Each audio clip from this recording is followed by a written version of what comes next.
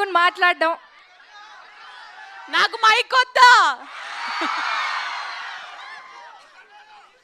అంటే టీవీలో లౌడ్ స్పీకర్ని కావచ్చు, సినిమాలో కోడలి పిల్లని పెళ్ళయింది కాబట్టి కొంచెం మెల్లిగానే మాట్లాడతాను. ఎలా అంత సైలెంట్ క్యారెక్టర్ని టీవీలో అంత వైలెంట్గా ఉంటావు కదా, ఎలా కష్టంగా అనిపించింది? అంటే ఈసారి వైలెన్స్ శామ్కి ఇచ్చేసి సైలెన్స్ నేను తీసుకున్నాను.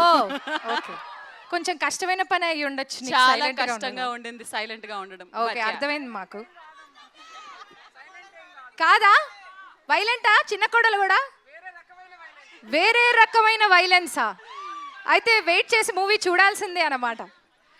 ఓకే, సో శ్రీముఖి, నువ్వు టెలివిజన్లో ఇప్పటిదాకా చేసావు అండ్ మూవీస్ చాలా కంపారిటివ్లీ చాలా తక్కువ మూవీస్ చాలా చూజీగా ఉండి చేసావు. బట్ ఇంత గ్యాప్ తర్వాత నువ్వు ఒక మూవీ చూస్ చేసుకున్నావంటే ఈ మూవీలో ఒక స్పెషల్ ఎలిమెంట్ ఏదో ఉండే ఉంటుందని మేము అందరం అనుకుంటున్నాం. సో నీకేమనిపించి నువ్వు సెలెక్ట్ చేసుకున్నావు? సమంత గారి పక్కన యాక్ట్ చేయడానికి కారణం అవసరం ఉండాలా అండి? ఆవిడ పెద్ద కోడలు, నేను చిన్న కోడలు అని అనగానే ఫుల్ రైవలరీ ఉంటుందని చెప్పేసి ఓకే అని అన్నాను. So the major reason will be definitely truly whole heartedly this బంగారం.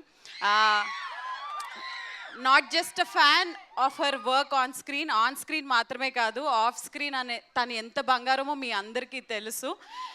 అండ్ ఆవిడ యాక్షన్ లైవ్లో చూద్దాము అని అనుకున్నాను, బట్ ఆవిడతో పాటు ఇలాంటి ఒక యాక్షన్ ఫిల్మ్లో వర్క్ చేయడం I feel very lucky. Nandini garu, thank you so much for having me on board and especially this man here, our family man.